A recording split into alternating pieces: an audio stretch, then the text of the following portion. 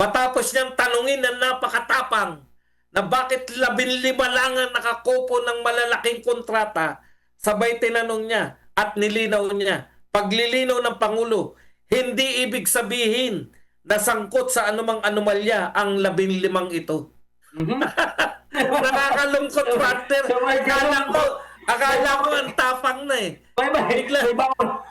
Biglang siya rin pala ang nagsabi na hindi ibig sabihin na yung 15 na to ay sangkot sa anomalya. Ano po ibig sabihin niya, mahal na Pangulo?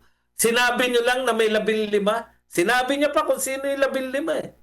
Pero hindi daw ibig sabihin na sangkot sa anomalya. Tapos na po ang boxing. Ethics Committee, posibleng mapunta kay Padilla sa ilalim ng Senate shake-up ayon po kay Senator Villanueva.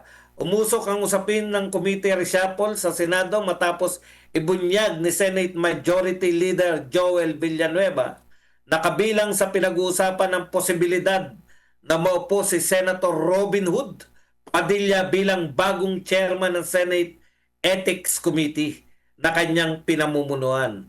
Ayon kay Villanueva, mainit ang talakayan sa hanay ng mayorya tungkol sa pagbabalasa ng ilang makapangyarihang komite. Kabilang dito ang umano'y planong ibigay kay dating Senate President Tito Soto ang Committee on Constitutional Amendments at ilipat naman kay Padilla ang Ethics Committee. Bagamat wala pang pinal na desisyon, giit ni Villanueva layunin na reorganisasyon na tiyakin na ang bawat komite ay pamumunuan ng pinakamainam at pinakakarapat-dapat batay sa lakas at kakayahan ng mga senador. Mga partner, anong masasabi mo rito, Bisdak? Yan, partner. Good news yan, partner, para sa akin. Na ang hawak ng committee na yan ay si Robin Hood Padilla. Kasi gusto ko pong matanggal sa pagkasenador itong si Hontiveros. Yan, dapat merong mag-complaint dyan sa Ethics Committee dahil yung Ethics Committee na yan, yan po ang sumbungan ng mga tao. Pwede tayo mag-complaint dyan eh. Na dapat matanggal sa pagka-senador itong si Risa Hontiveros dahil sa mga ganitong ginagawa niya. Yung mga witness tampering na mga issue, maraming ganun mga partner. At yung mga asal niya noong kamakailan, yung debate sa impeachment, nagpalabas siya ng datos, fake news, di ba? Maling impormasyon at tinablangaw siya ng Korte Suprema. Ito sobra-sobra na po yung mga ground na ito para matanggal sa pagkasenador itong si Risa Hontiveros at yung iba pang mga senador yan kasi sila po ang nakasira sa institusyon ng Senado. Maganda po ito tutukan na Senator Robin Padilla. Maganda po ito at panigurado, tsak, iiyak dito si Hontiveros pag nagkataon mga kapartner. Samantalang partner, kung naalala ko, no, may isang congressman. Ang kaso yata, sumayaw lang eh. Tinanggal na Ethics Committee dahil sa pagsayaw. Partner, sa social media lang yung sumayaw. Ganun-ganun ha. Sumasayaw yung parang budot si Kiyod. Yun yung sayaw, partner. Nasagwaan lang sa sayaw. Oh, yung partner. Partner KPL. Sige. Ang dami ng kaso, dapat matanggal to. Partner KPL. Sana lang mga partner, no? Ako, okay ako dyan. Mas gusto ko na si Robin Padilla ang hawak sa committee na yan. Sana, partner, magkaroon siya ng lakas ng loob at tapang para itong mga senador na unethical ang ginagawa, mga partner, no? Huwag na natin pangalanan yung mahilig magtanim ng... Si Virus. Yung magtanim ng mga false witnesses. No? Sampulan niya, partner, para hindi na pamarisan itong ibang mga senador na alam natin, marami din dyan, partner, na lalo na yung mga galit na galit kay Inday Sara. Isa rin yung mga yan. Para hindi na gumaya yung mga yan. At ito naman, masasabi ko naman dito kay Tito Soto na mabigat itong ito ibibigay sa kanya, partner. Kung magiging chairman di umano siya ng ngayon? Constitutional Committee amendments, pag-abogado to, partner. Bagay dito, pag-abogado ako siguro, wag na lang siguro bigyan ng committee yan si Tiso Soto, partner, baka lumaki pa ang ulo niya. Ako naman, partner, sang-ayon naman ako sa sinasabi mo sa tapang ni Robin, no? Siguro, yung nababawi niya sa katapangan yung iba niyang kakulangan. Partner, BMR. Oo, yan. Maganda ito kasi nga, una, medyo hindi talaga tayo na kontento dito sa nangyari sa constitutional amendments noong panahon ni Senator Robin Padilla, nasa kanya pa ito. Yung sinasabi ko mga partner, yung kagandahan pala nito, no? Dalawa eh. Mayroong hindi maganda kasi nga may maganda, may hindi maganda. Una kasi ito yung kanyang battle cry. Ito yung kanyang plataforma ni Senator Robin Padilla na magkaroon nga tayo, lalo na nga yung economic reform. Ito yung isa sa importante na magkaroon tayo ng constitutional amendments tungkol dito. Ngunit sadyang hindi po talaga ganun kadali eh. Kasi pag binuksan mo pala itong constitution, maaari na pumasok katulad nga yung nangyari dito nung panahon ng kay Tamba, yung PI, naaalala niyo mga partners? Yung pangalan na nakikita ko dito, dahil nga sa itong pagkakataon ngayon, nakikita na natin kung sino-sino yung nandyan ngayon sa panig ng kakampi ito nila ni Tamba. Ito nga si Lasuto, kita naman natin, di ba? Ang panganib na nakikita ko dito, baka mamaya dito nila ito mailusot yung PI, kaya dapat taong bayan magbantay din tayo, no? Mas sakali man mapunta ito sa kanya, itong amendment ng constitutional amendments, ay mas magbantay tayo dahil baka mamaya iba na naman ang kanilang gawing nila dito way para malusot lang nila yung PI nila, no? Ngayon, kasi Senator Robin Padilla naman, isa itong may 3 taon pa siya para mabawi na naman niya yung kanyang kredibilidad or lakas, di ba? Total, matapang naman ito bilang isang gumanap sa mga role pang-artista. Sana gampanan niya rito yung pagiging yung pagiging may prinsipyo din sa mga kanyang mga ginagampanang role. At yun nga, itong nagbibida-bida lagi dyan sa Senado, itong si Senator Risa, ay bigyan sana ito ng magandang magandang complaint ng mga taong bayan na yung marami na po siyang mga foul na mga binitawan. Ito nga latest ka, di ba? Yung nabanggit kanina ni partner Bisdak, itong labas niya tungkol dito sa fake news pala at mismong Korte Suprema na naman ang bumblangka sa kanya. Bukod pa doon sa hindi niya pinansin, tinatanong siya ni Senator Marcolita kung ano yun, kung anong kaso yun na unanimous, hindi niya sinagot yun, binaliwala lang niya, nagtuloy lang siya doon sa kanyang Itong mga ganitong usapin, sana Senator Robin Padilla, kasilip mo na ito at magbantay ka lang ng taong bayan na magbibigay nito ng complaint, dapat aksyonan mo na ito, Senator Robin. Pero akibat nito, kung mapupunta man kay Senator Soto, itong mong kinabibilangan, if ever magkaganon, sana bantayan mo rin, Senator Robin, at samahan mo rin ang taong bayan. Huwag pabayaan kasi baka mamaya naman nila ilusot ang PI. Yun lang mga partner. Partner, reaction lang, no? Meron ngayong move sa House of Representatives na baguhin talaga yung konstitusyon. Kanina lang bago tayo mag-broadcast. Bago tayo mag-broadcast ay magta-try na naman sila. Talagang gagawin nila ang lahat, mailusot lang ang kanilang amo. This time hindi na PI, no? Kasi nahirapan sila sa papirma, malaki ginastos. Kaya idadaan nila ngayon sa CONCOM. Ayon kay Congressman Ronaldo Puno. Kaya abangan natin yung partner kung dito sa Senate, si Tito Soto naman, talagang baka ma-propose nila yung pagbabago ng konstitusyon through CONCOM. Yan ang babantayan natin, partner. Huwag tayong pumayag dahil madali nilang, pag sila lang nagpasya, madali nilang mababago to papunta sa tinatawag nating hindi na presidential, gagawin na nilang prime minister. Right. Okay, parliamentary. O kasi nga partner. Sige. idagdag ko lang. Kapil. Kasi nga partner, hindi nila nakuha yung kagustuhan nila na mapa-impeach si Inday Sara. So nangangamba yung isang malaking mama, partner sa Kamara, na pag halimbawa tumakbo ang presidente sa 2028, talagang hindi siya mananalo. Tatalunin talaga siya ni Inday Sara. So ngayon, parang lang naman partner, no? Nakalive kami, nakalive. Parang lang naman, no? Parang nag-change plan lang sila, partner. Dahil hindi sila natagumpay sa impeachment, dito na sila ngayon sa Constitutional Convention.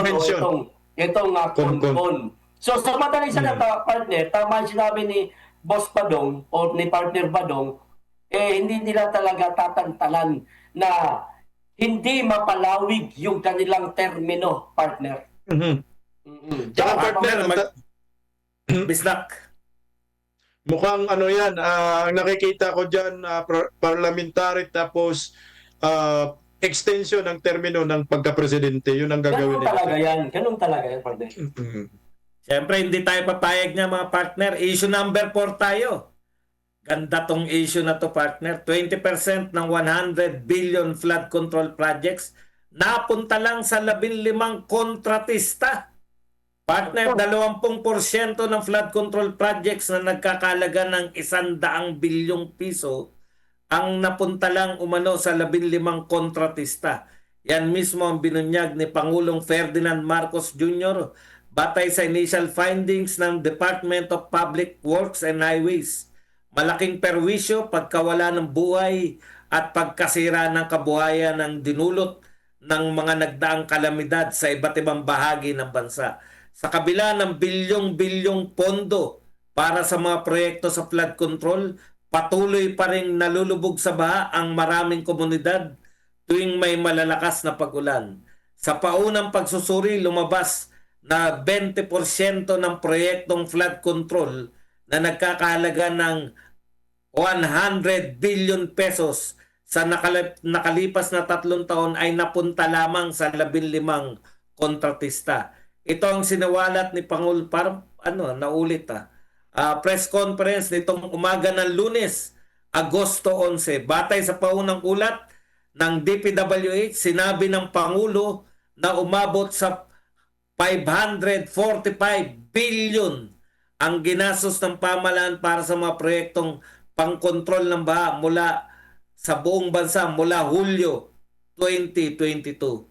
Base pa rin sa datos ng DPWH, may kabuang 2,400 na kontratista para sa mga lokal at pambansang proyekto sa flood control. Iniutos ng Pangulo ang masusing audit para alamin kung paano napunta sa ilan ang bilyon-bilyong pondo. Partner Bisdak? 100 billion lang yung sinabi sa 15, pero ang total talaga ng flood control projects 500 billion. Tama ba? Mahigit. Dapat mahigit more than 500 billion. Dapat ito yung hanapin natin. Bong, bibilib lang ako dito sa presidenteng ito, sa kanyang mga isiniwalat, kung merong mapakulong na mga kontratista at mapakulong na mga kongresista. Kasi karamihan yung mga kontratista na yan ay mga kongresista rin ang mga kamag-anak dyan. Anak, tatay, yun yung nangyayari, family business. Bibilib ako dito kung may ipakulong, may tanggalin at may parusahan. Pero kung ang direksyon na naman ito ay papunta kay former President Duterte, previous admin, isang kalukuhan po ito at walang katotohanan po itong pinaglalaban nila dito. Katarantaduhan pa rin ho ito. Kailangan, nakita mo naman, siya na po nagsasabi, 100 billion Napunta sa 15, sino yung 15 na yan? Kasuhan nyo, ipakulong nyo. At baka, kunik nyo na naman kay Tatay Digong, kalukuhan po yan mga kapartner. Partner KPL? Baka naman hanggang papogi lang itong ginagawa o sinabi ni Marcos, partner. Baka naman hindi niya, o baka naman wala silang gawing hakbang. Kasi, total, nariyan na rin lang, pinangalanan na rin nila, itong 15. Ito yung, partner itong 15 na binanggit ng ating minamahal na Presidente, partner. Partner, mahal talaga natin yan. Minamahal na Presidente Bongbong Marcos. Maraming salamat at pinangalanan po. Mahal at pilihin lahat. Grabe ka naman. Minamahal na nga natin. Ikaw naman.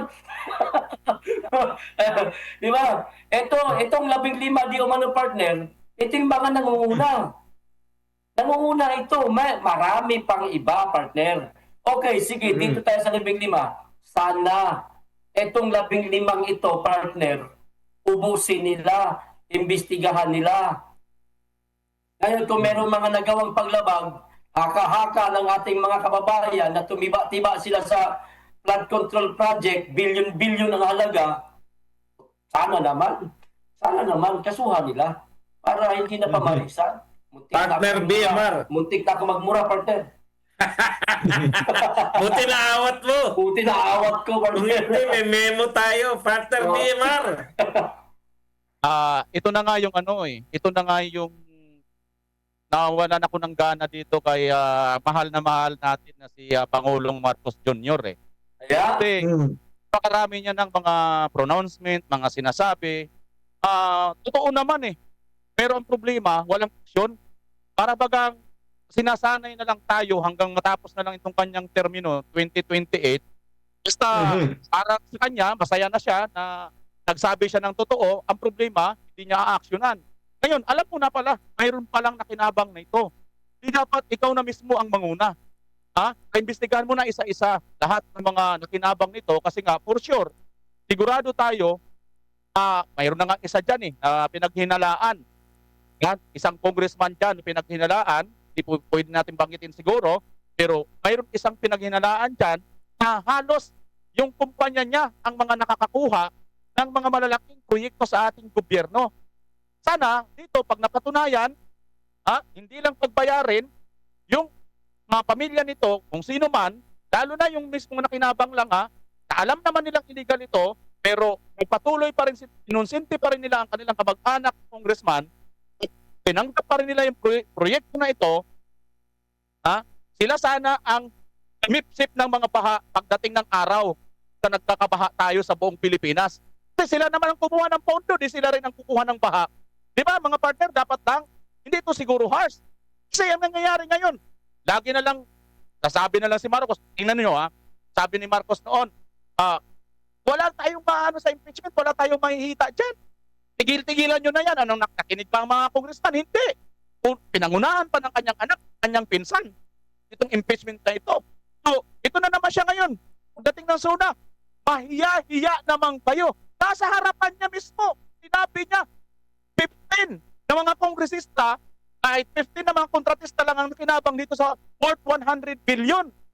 Ngayon, hindi naman mapupunta yan sa mga kontratista kung wala yan dumaan sa mga congressman na pinasabihan mo na mahiya naman kayo. Doon pa lang sa puntong yun. Ikaw mismo parang wala talaga tayong patutunguhan dito. Gusto mo lang, magpakawala ka lang ng mga salita na magugustuhan sa pandinig ng mga tao, pero wala naman aksyon. So, anong mangyayari nito? Wala pa rin silbi. Tayong taong bayan lagi ang talo. Dahil akala mo, trabaho. Sabi naman ng itong sekretary mo, yung tagapagsalita mo, trabaho ng trabaho ng ating Pangulo. Hindi na nga natutulong sa sobrang sipag. Trabaho ng trabaho, di ba? May tanong nga rin ako doon Ano kayang anting-anting ang ginagamit? Bakit hindi nakatulog? Hindi na antok? Mga partner, Yun lang mga partner ang tanong ko.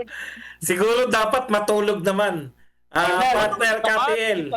partner, may pahabol lang ako. Sige, habol mo, habol. Partner, seryoso to. Hindi ako magpapatawa. Pero partner, badong wag kang tatawa. Seryoso to. Hindi, pipigilan ko. Mananawagan lang ako kay minamahal natin na Presidente Bongbong Marcos. Mr. President, pinaratangan po kayo ng dating Pangulong Rodrigo Roa Duterte na weak leader daw po kayo. Sir, papayag ho ba kayo na mananatili ho yan sa isip ng ating mga kababayan na weak leader ka? Wala kang magandang magagawa para sa Pilipinas at wala kang magagawang tulong sa ating mga kababayan. Sir, ngayon nyo po patunayan na meron po kayong tapang. Lagyan nyo po ng pangil ang gobyerno ninyo. Itong mga pinaghihinalaang kontratista na mga kongresista, ipakulong po ninyo kung meron po kayong nakita na mga paglabag, lalo na ang korupsyon. Gawin Partner. niyo po yan, Mr. President. May sagot na sa'yo dyan. Kala mo, weak president yan. Eto partner, pakinggan mo. Okay. Kinwestiyon ni BBM, ni Pangulong Marcos, bakit 15 kontraktor lang yung nakakopo ng malalaking kontrata? Kino-question partner, matapang. Ha? Aba, matapang. Bakit 15 kontraktor lang daw? Pero nilinaw niya partner, matapos niyang tanungin na napakatapang na bakit 15 lang ang nakakopo ng malalaking kontrata, sabay tinanong niya at nilinaw niya. Paglilinaw ng Pangulo, hindi ibig sabihin na sangkot sa anumang anomalya ang 15 ito. Nakakalungkot partner. So, may Akala ko ang tapang na eh.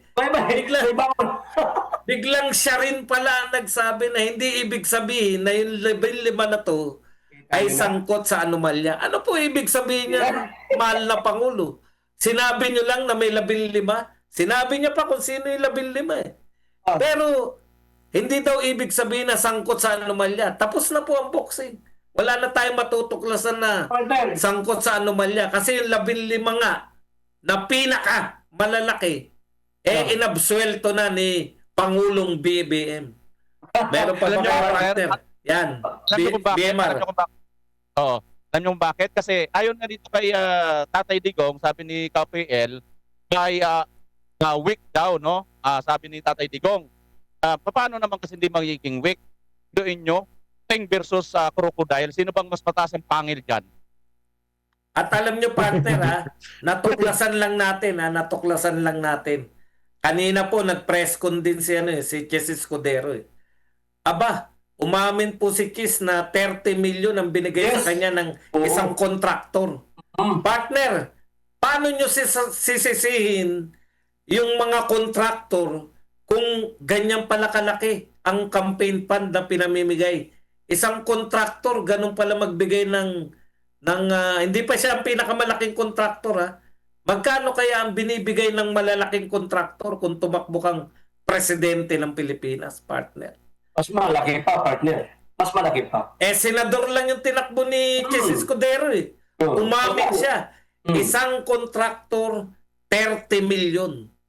Partner, magandang pag-usapan sa mga yan. Ang masaklap nito, partner, baka sa kaduluduluhan ng issue, tungkol sa issue na to, baka sabihin na naman nila, matagal na yung mga kontraktor na yan eh.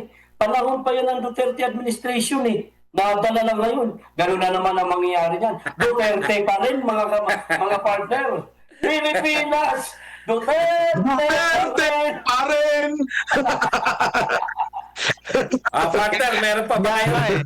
Kaya nga kung Meron puro isa. Duterte na lang, ang kanilang sinisisi, mga partner, hindi magsilaya sila dyan, tagyan na lang natin ng Duterte. Total, Duterte naman ang sinisisi nila. Correct. Kaya na nila lutasin ng Duterte yan. Total, doon din papunta, no? Mga partner, kung wala na kayong dagdag, meron pa ba? Wala na. Okay, PBBM bukas sa panukala ni Ramon Ang na linisin ang mga daluyan ng tubig sa Metro Manila. Malugod na tinanggap ni Pangulong Ferdinand Marcos Jr. ang mungkahi ni San Miguel Corporation President CEO Ramon Ang na magsagawa ng malawakang paglilinis at paghukay ng burak sa daluyan ng tubig sa Metro Manila upang mabawasan ang paulit-ulit na pagbaha sa rehiyon. Sa kabila nito, iginiit ng Pangulo na hindi magiging sapat ang hakbang na ito kung hindi rin aaksyonan ng mga lokal na pamahalaan ng patuloy na suliranin sa basura. Aniya, dapat sabayan ng maayos at epektibong waste management mula sa mga LGU ang anumang proyekto ng desilting. Pinanukala ni Ang na isakatuparan ang proyektong na hindi gumagastos ang pamahalaan o ang publiko. Bagay na pinuri ng Pangulo. Binigyan din ng Pangulo na walang saysay ang paglilinis sa mga ilog at estero kung patuloy pa rin ang problema sa basura. Ibinahagi rin niya na may isinusulong na proyekto para sa pagtatayo ng waste-to-energy facility sa Maynila at iba pang lungsod bilang mas pangmatagalang solusyon. Dagdag pa niya, Hindi na bago sa mga kilalang negosyante o taypan ng bansa ang tumulong sa mga proyekto ng gobyerno. Mga partner Bisdak. Salamat pa si Bongbong dyan, no? Oo, nagpasalamat. Hindi niya alam ang tingin natin sa kanya, inutil siya eh. Bakit Mantakin mo ha. partner? Mantakin mo ha. Yung problema dyan sa baha, siya ay presidente, hindi niya naisip yung naisip ni Ramon Ang. Di ba? Correct. Dapat siya yung nag-isip niyan. Ano ang klaseng presidente? Yung mga private sector tuloy, yung nakaisip kung paano maibsan ang baha sa Metro Manila. Presidente ka, wala ka talaga palang sinabi, weak ka talaga. Hindi, Pasalamat ka pa. No. Ano ka Hindi pala talaga? Ano ka pala talaga? Wala kang alam paano lutasin yung baha kasi nagpasalamat ka pa eh. Insulto yan sa part ng presidente para sa akin. Partner PL. Para sa akin, partner, hindi para sa akin, no? Ang nakikita kong senaryo ngayon sa buhay ni Bongbong Marcos, mga partner, alam mo yung kuya-kuya ko yun na ba, bit-bit-bit lang hinihigop niya bago nun. Bahala ka dyan, magtrabaho ka dyan naman, basta ka lumapo-upo na eh. Ginawa ko yung trabaho ko eh. Ganun lang. Di ba?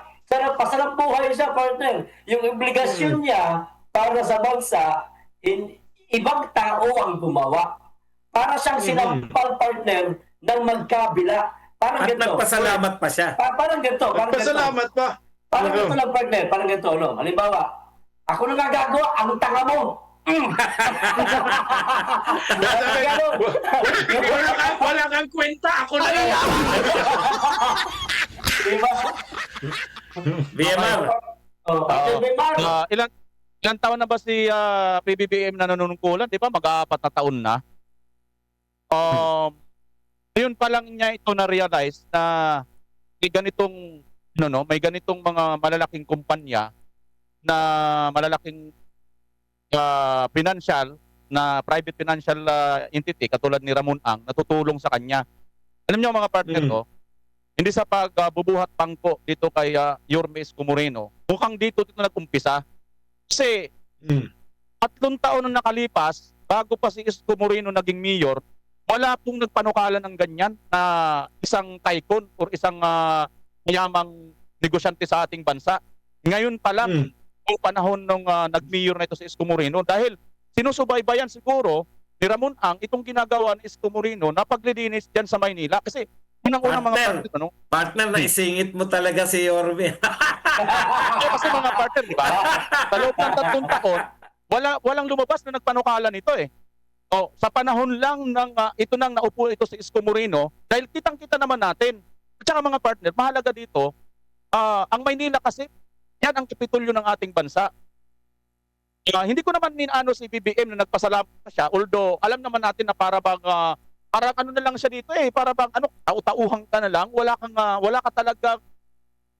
yung bang pananaw na bandang later on mayroon kang magagawa na mas mabuti pa para sa ating bansa, sa ating mga Pilipino. Dagdagan na lang kita PBBM para magkaroon ka rin ng kunting idea. Bukod yan sa panukala ni Ramon Ang, maganda yan, tanggapin mo kasi sinasabi nga ni Ramon Ang, hindi gagastos ang gobyerno dito. Tulong na yan sa'yo, PBBM, pagpapagaan na yan sa'yo. Yung trabaho mo ganito, marami po, ikutin mo itong, baybayin mo itong Ilog Pasig, napakarami pa pong mga factory na nakatirik dyan sa Ilog Pasig. Mula dyan sa Manila, mula dyan sa may port area, hanggang doon sa Sisig. Lahat dyan, napakarami. Sa Mandaluyong, sa Pasig, papunta doon sa pinakadulo niyan na kabi-kabilaan ng mga factory na nakatirik dyan. Ito yung isa sa mga nagke-create po ng mga tawag nito, maaaring dyan mga dumi, yung mga Yan hindi talaga dapat tapunan nila, partner. Yun, sana, puntahan mo yung mga kumpanya na yan, o hindi mo naman sabihin, ito na ito nga si Ramon Ang, tumulong na mismo, siya na mismo ang mag-finance. Kaya naman, ang tulong nyo na lang, siguraduhin ninyo na ang ilalabas ninyo sa Ilog Pasig ay malinis na rin na tubig. I-treat nyo na rin yan Nuha nyo yung tubig, ilalabas nyo sa Ilog Pasig, malinis para ang gobyerno natin ngayon, magkakaroon tayo ng proyekto sa pamumuno ng MMDA na i-dredge ito at magbawalan kahit isang upos lang ng sigarilyo o isang upos lang ng kung ano mang, isang balot lang ng candy, wag na wag magtatapon. Pag may mahuli, may malaking penalty. Kung talagang ikaw PBBM, ay desidido ka talaga na makatulong at ano mo talaga, masolusyonan mo ang problema sa baha sa Metro Manila or sa buong Pilipinas. Yun mga partner, kung talagang desidido ka, hanggat hindi mo ito gagawin PBBM, pauwi lang na naman tayo sa oo lang, ganun lang. Yun lang mga partner. Partner, hindi na ako magkukomento para makapagbasa naman tayo ng mga viewers natin. Komento. Maylin Vargas, bata pa, napakagaling na leader sa Kapitolyo ng Pilipinas. Partner, basa-basa kayo. Sabi Ayun sa naman kay... sige. ayon kay Duquesa, kung sa banal din lang, mabuti pa sana kung si Yorme ang nanalo noong 2022. Tama. Sabi ni Mil on the go, palo si Ramon ang namamahala sa mga establishment sa bansa. Palo San Miguel, di ba? Yun, Sila siya. din pala nagdudumi. Sabi naman ni Florin Carlo, si Lapid, bagay talaga sa Quiet Committee. Ano po? Siya po ang chairman ng Comité de Silencio. Silencio. Pinakamagaling po na chairman, ha. Kasi siya lang po talagang tamang-tama po siya. Silencio, Comité de Silencio. Committee de Silencio. Partner, sabi ni Mirna Magno, makalaya na sana si Pastor Kibuloy maging pinakakasikat siya noon. Soon. God make a way to him. Ayan. Sabi ni Jorinda Misa, bakit kasi hindi tinapos lahat ni Tatay Digong ang problema ng Pilipinas bago siya umalis? Sana tinapos ang problema para wala na silang gagawin.